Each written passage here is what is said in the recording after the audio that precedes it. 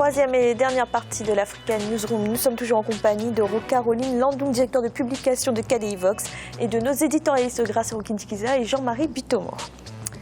Mercredi, l'ensemble des bailleurs de fonds qui contribuent au budget du Mozambique ont annoncé la suspension de leurs aides.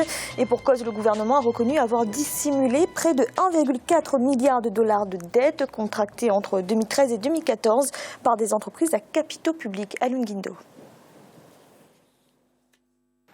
Une dette dissimulée par le Mozambique lui coûte de grandes perspectives économiques.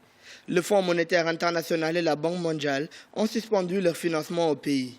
Pour cause, la faillite d'une société publique de pêche du thon, Ematum, qui a en effet laissé une dette de plus d'1 milliard de dollars au gouvernement mozambicain. Une dette que les autorités ont décidé de ne pas divulguer aux bailleurs de fonds en vue d'obtenir de nouveaux financements. Nous allons faire preuve de transparence quant à la situation économique du pays, mais aussi par rapport aux principales raisons de nos difficultés économiques. Le Mozambique vit une situation économique difficile et comptait sur les financements des bailleurs de fonds pour relancer son activité économique. Avec la découverte de la dette dissimulée, les autorités auront peut-être besoin de recourir à un programme d'aide globale soumis à des conditions strictes. La dette qui vient d'être déclarée est un énorme fardeau pour notre économie. Nous sommes passés de 42 à 67, voire 70% du PIB. Cela signifie qu'avec nos capacités actuelles de production basées sur l'exportation de charbon ou de gaz naturel, la dette est insoutenable. Le Mozambique a émergé en 1992 de 16 ans de guerre civile. Entre 1996 et 2008, avec l'exportation de ses ressources naturelles telles que l'aluminium et le charbon, son taux de croissance économique annuel a été de 8%, un taux qui s'élève à un peu plus de 6% depuis lors. La découverte récente de réserves d'aluminium et de charbon redonne cependant bon espoir à une économie considérée comme l'une des plus pauvres au monde. Gracien, comment expliquer que le Mozambique ait pu dissimuler une telle dette ? D'abord, il faut dire, techniquement, en fait, ce n'est pas une dette de l'État mozambicain. Ce sont des entreprises paraétatiques qui ont des garanties de leurs dettes. Les entreprises ont contracté des dettes et l'État a apporté une caution, une garantie pour ces dettes. C'est-à-dire que l'État devient endetté par le biais. Donc, une dissimulation, il y a des pays qui le font parce qu'ils ont besoin de cet argent du FMI, de la Banque mondiale, mais en même temps, ce sont des pays qui sont surpris. Le Mozambique, c'est un pays qui a été surpris par la crise. Ils savaient bien, ils voyaient bien qu'il y avait un problème Ils ont eu beaucoup d'argent de pétrole, du gaz, mais c'est de l'argent qui a été mal géré, disons détourné. Et cette fois-ci, on se retrouve finalement à maquiller les comptes, une façon de vouloir exister tout simplement. Caroline Landung, est-ce que d'après vous, cela va être compliqué pour le Mozambique de retrouver la confiance de ses bailleurs de fonds ? De toute façon, quand le Premier ministre a désavoué ce que le ministre des Finances voulait cacher d'une manière ou d'une autre, en disant que c'était un oubli, il s'est précipité pour aller rencontrer Christine Lagarde à Washington pour s'expliquer. Donc c'est après ces entretiens qu'il va avoir avec Christine Lagarde qu'on saura s'il va avoir confiance dorénavant avec le Mozambique par rapport aux bailleurs de fonds. Donc on attend voir la conclusion de cet entretien-là. Jean-Marie, est-ce qu'une telle suspension des aides peut avoir de graves répercussions sur l'économie mozambicaine ? Sur le long terme, je ne pense pas. Sur le court terme, bon là, je partirai dans le même sens que Gracien. Vous savez, quand on nous parle, regardez le taux d'endettement, comment dirais-je, public du Mozambique. Comparé là à celui de la France qui est de 99,8%. Donc à partir de là, dès l'instant que vous avez les fondamentaux de l'économie qui sont des fondamentaux sans pour moi, ça c'est un épiphénomène. Ici, là, vous avez les plus grandes entreprises américaines qui ont dissimulé des milliards et des milliards de dettes en dollars. Donc à partir de là, n'essayons pas tout simplement de taper sur nous-mêmes.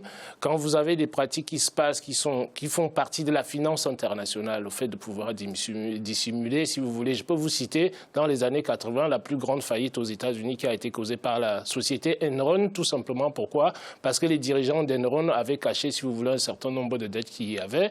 La même chose est arrivée, si vous voulez, récemment, lors de la crise de 2008 à la banque Lehman Brothers. Donc pour moi, ce sont des épiphénomènes qui sont inhérents à l'activité, à la pratique économique des firmes multinationales en tant que telles. potentiel. Donc quand vous avez face à un État, si vous voulez, $1 milliard, par rapport au PIB du Mozambique, ça peut sembler être quelque chose d'énorme. Mais quand on sait qu'à long terme, si vous voulez, c'est une dette qui peut être lissée, comme le disait notre invité là tout à l'heure, le remboursement peut être lissé dans le temps, donc ce n'est pas aussi comment dirais-je, préjudiciable que ça par rapport aux capacités, aux potentialités que regorge l'économie mozambicaine. Donc de mon point de vue, ce sont des choses qui vont se normaliser dans le temps. Vous partagez l'avis de Jean-Marie sur les conséquences de cette suspension des aides? Oui, en fait, en soi, il n'y a pas de conséquences économiques en soi, parce qu'il y a déjà la dette. Et puis, en même temps, c'est un pays qui a des ressources, qui va, disons, redémarrer. Le problème qui se pose en Afrique, c'est surtout ces financements du FMI et de la Banque mondiale. Les pays vont jusqu'à dissimuler les dettes. Pourquoi? Parce que ces institutions imposent des conditions draconiennes, et des fois pour une donne de l'argent et puis une contrepartie, des mesures contre, disons, des mesures antisociales. Donc, je dirais que les Africains, il faut aussi qu'ils voient d'autres moyens de financement. On peut financer autrement. Les Africains peuvent s'autofinancer eux-mêmes. Il y a assez de l'argent en Afrique pour financer les projets et les États aussi en Afrique. Jean-Marie? Je voulais revenir justement, vous avez Gratien qui vient de l'aborder. Nous avons une psychologie économique en Afrique et une psychologie économique spécifique. Donc quand vous avez les conditionnalités qui nous viennent du FMI, de la Banque mondiale, on ne tient pas compte, si vous voulez, de la réalité économique des pays africains. C'est-à-dire, on veut nous appliquer les mêmes règles qu'on applique, si vous voulez, aux pays occidentaux. C'est bien beau, l'économie est mondialisée, mais dans cette mondialisation-là, vous avez des espaces qui sont divers, qui sont différents, avec des pratiques, des psychologies, l'appréhension économique est complètement différente d'un État à un autre. Donc aujourd'hui, il faudrait peut-être, comme je l'ai dit souvent ici, là, que le FMI, en fonction, c'est-à-dire on nous pose toujours des indicateurs internationaux, économiques et tout ce qui s'ensuit, ces indicateurs-là, vous en avez certains qui sont complètement inadaptés par rapport à la réalité économique africaine. Donc à partir de là, dès l'instant que les conditionnalités qui sont posées en amont ne tiennent pas compte de la réalité, tout pays dans le monde comme une entreprise, c'est-à-dire a besoin d'un endettement pour pouvoir se développer. Donc, qu'il y ait une dissimulation là-dessus, ça peut, c'est-à-dire dans le cadre strict. Mais quand on va maintenant au plan macroéconomique, au plan, si vous voulez, mondial, le développement des entreprises est essentiellement assis sur l'endettement. C'est vrai que l'économie mozambicaine sera un peu pénalisée, si vous voulez, à court terme, mais sur le long terme, comme je le disais tout à l'heure, il faudrait que ces institutions-là prennent en compte, si vous voulez, le potentiel des économies plus les dettes que ces États-là ont. Quel est le pouvoir, comment dirais-je, quand vous avez des agences comme FinCenter Emploi, ça sert à ça. Mais il faut que ça obéisse à la psychologie économique africaine. Merci. Direction à présent la Côte d'Ivoire où une conférence du secteur public-privé sur les infrastructures avait lieu le 3 mai. Un rendez-vous organisé par les gouvernements ivoiriens et japonais. 18 entreprises nippones y ont participé. Elles entendent investir dans les projets présentés à cette occasion. Ibrahima Djoumaba. Abidjan a accueilli une conférence sur les infrastructures le 3 mai 2016. Cette rencontre a été initiée par le gouvernement ivoirien et celui du Japon. 18 entreprises nippones ont répondu à l'appel, notamment Toyota Tsusho Corp, Mitsubishi, Toshiba et Toyo Construction Company. Les investisseurs sont à la recherche d'un marché estimé à plus de 44 milliards de dollars, notamment dans les secteurs de l'énergie, des infrastructures routières et portuaires. Le gouvernement du président Ouattara multiplie les partenaires extérieurs. On a vu récemment les Marocains venir massivement. Une délégation ivoirienne est allée récemment en Algérie. Les investissements japonais ont grimpé à 49%. Donc, c'est-à-dire que la Côte d'Ivoire aujourd'hui est un pays attractif du point de vue des investissements. Et donc, ce chassé croisé-là, ça montre un peu que voilà, Abidjan est devenu aussi une plateforme internationale où on veut investir. L'État ivoirien veut porter la capacité installée en électricité de 2000 MW en 2016 à 4000 MW en 2020 pour un investissement de 20 milliards de dollars. Dans les transports, il est prévu l'entretien et la réhabilitation du réseau routier, la construction de terminaux céréaliers et minéraliers au port d'Abidjan, la seconde ligne du métro d'Abidjan, sans oublier le réseau de fibres optiques qui doit passer de 2000 km à 7000 km à la fin de l'année 2017. Le défi, le challenge du gouvernement ivoirien aujourd'hui, c'est de mettre l'accent sur la sécurité, sur la paix, sur la réconciliation. Quand on voit la délégation japonaise arriver en Côte d'Ivoire, c'est quand même une délégation ministérielle de haut niveau avec une quarantaine de chefs d'entreprise. C'est-à-dire que quand un pays comme le Japon vient investir en Côte d'Ivoire, c'est-à-dire que la Côte d'Ivoire a des atouts. On voit bien que les populations population pourrait effectivement être bénéficiaire. On voit que la qualité, le niveau de vie pourrait être impacté. Les appuis financiers du Japon à la Côte d'Ivoire sont évalués à 237,3 milliards de francs CFA entre 2010 et 2015. La Côte d'Ivoire a bénéficié en 2013 de l'annulation de sa dette à hauteur de 110 milliards de francs CFA. Le volume des échanges commerciaux entre les deux pays est passé de 89,15 milliards de francs CFA à 132,6 milliards de francs CFA en 5 ans. Roca Rolin Landung, c'est une expertise intéressante, d'après vous, que peut apporter le Japon à la Côte d'Ivoire? De toute façon, j'ai vu qu'au niveau de partenariat entre le Japon et la Côte d'Ivoire, c'est un partenariat qu'on peut le dire gagnant-gagnant. Moi, ce qui m'intéresse dans ce projet, c'est le projet de la sous-région.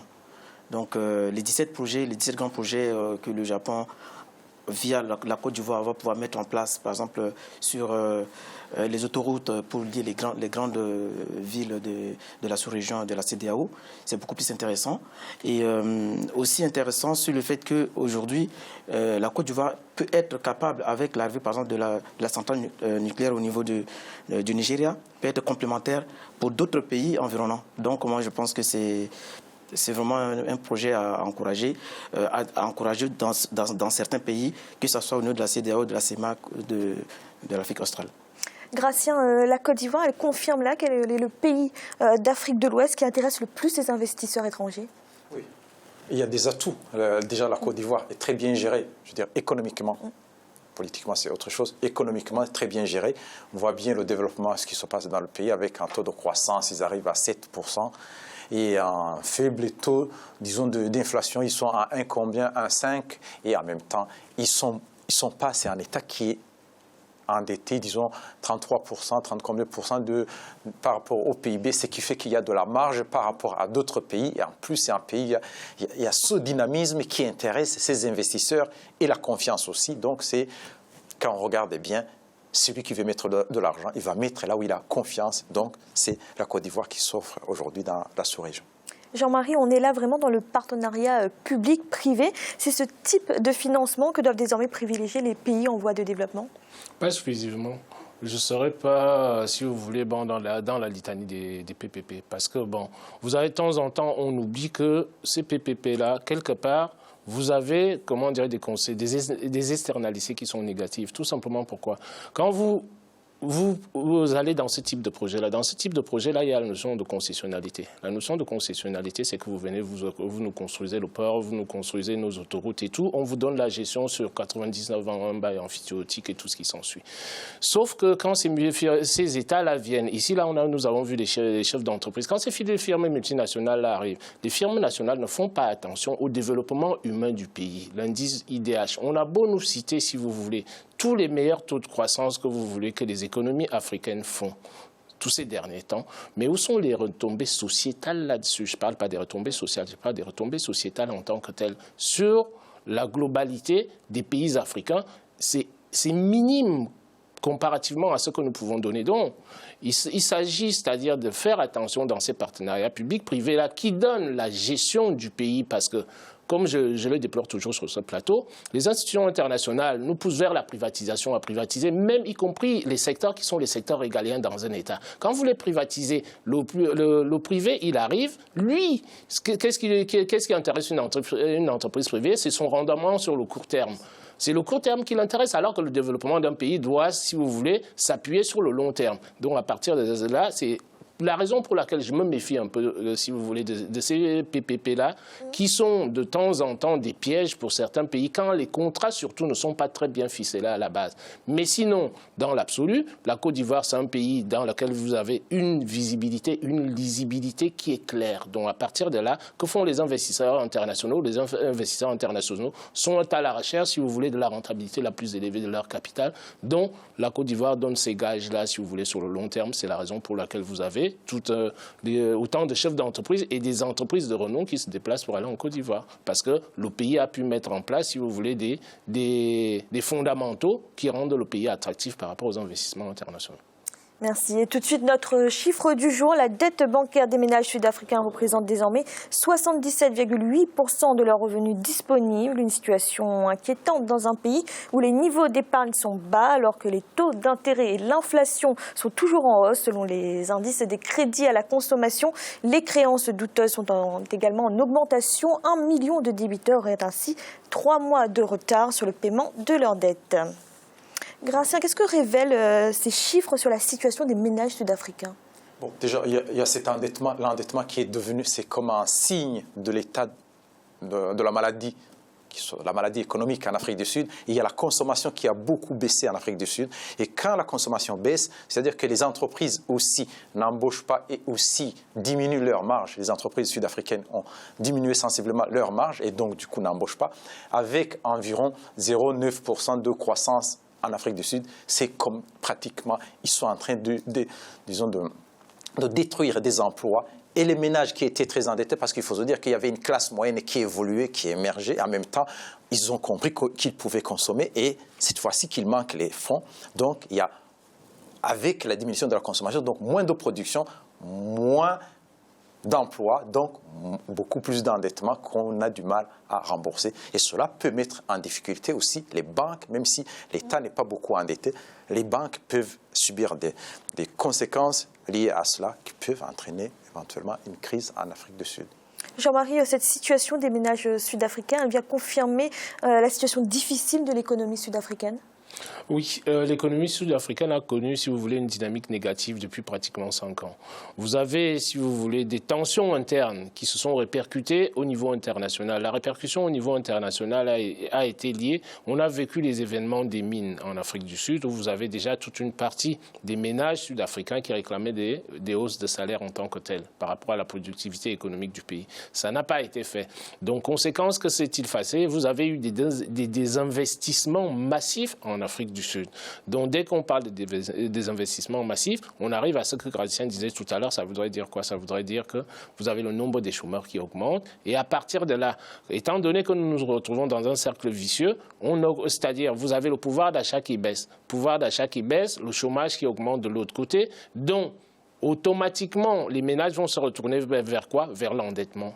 L'endettement auprès des banques. Ce qui fait en sorte qu'aujourd'hui, on se retrouve avec un taux d'endettement qui est pratiquement de l'ordre de 78%, qui est énorme. Parce que quand on regarde un pays, parce que l'Afrique du Sud, quand on regarde les économies africaines, c'est une économie qui est quand même un peu au-dessus. Donc quand on regarde ce qui se passe en Afrique du Sud, on sait bien ici, là en France, qu'au taux de 33%, bon, vous êtes déjà inscrit, si vous voulez, bon, au niveau de la Banque de France, arriver à 78%, c'est énorme. C'est énorme et il faudrait quand même que l'Afrique du Sud fasse un effort pour restructurer l'économie sud-africaine en tant que telle. Rocaroline Landung, que vous inspire cet endettement des ménages sud-africains? Moi, je pense qu'au niveau de cet aspect-là, il y a aussi, il faut tenir compte de l'immigration massive pendant un certain temps.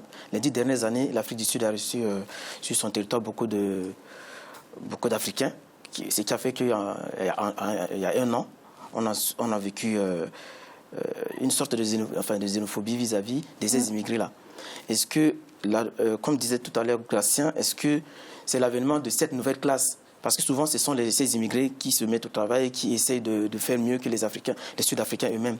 Est-ce que ce sont ces immigrés-là qui sont endettés auprès des institutions financières ou c'est la politique elle-même qui a fait qu'aujourd'hui, l'Afrique du Sud se retrouve avec 78% d'endettement dans les ménages.